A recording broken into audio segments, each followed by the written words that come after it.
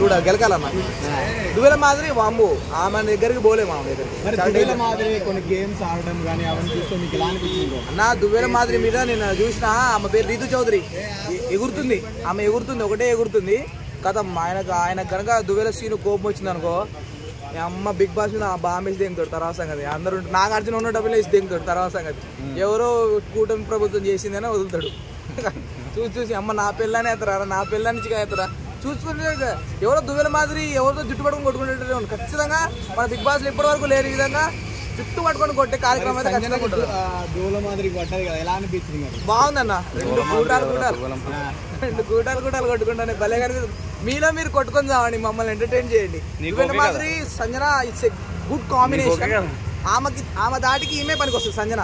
ఎందుకంటే ఈ రీతు చౌదరి తనుజ అయితే బోర్ ఏడ్చేసింది అది. మరి వీళ్ళు ఎంటర్ కాగానే తనుజ ఇమానియల్ వాష్రూమ్ లో దగ్గర పోయి ఏడవడం మీకు ఎలా అనిపించింది? ఎవరు? తనుజ ఇమానియల్. అవును మరి అట్లుందన్న వాళ్ళ దెబ్బ.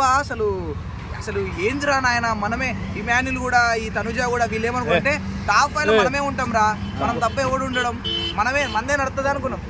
వైల్డ్ కార్డ్ ఎంట్రీలు వచ్చినప్పుడు కూడా వాళ్ళకి ఓటింగ్ పడదు, బొక్క పడదు, మనకు ఆల్రెడీ కనెక్షన్ ఉంటుందిగా. అయినా కూడా దింపడమే క్రేజ్ ఉన్న వాళ్ళని దింపిండు, మామూలు క్రేజా దెబ్బకి. అసలు బిగ్ బాస్ ఎక్కడ చూసినా రీల్స్ స్టోరేజ్ అంతా మొత్తం అదే బిగ్ బాస్. మాత్రం ఆయుష్ ఎట్లా ఉంది బ్రో ఫైనల్ గా? ఆయిషా మాత్రం సూపర్ అన్న, సూపర్. అసలు హైలైట్ అంటే హైలైట్ ఆయిషా.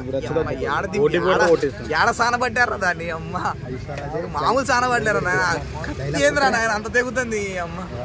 రెడ్ ఇట్లా ముట్టుకుంటే సక్కని తెగిపోతుంది. గ్లామర్ ఎలా ఉంది బ్రో? గ్లామర్ మామూలు గ్లామర్ అది వస్తుందంట.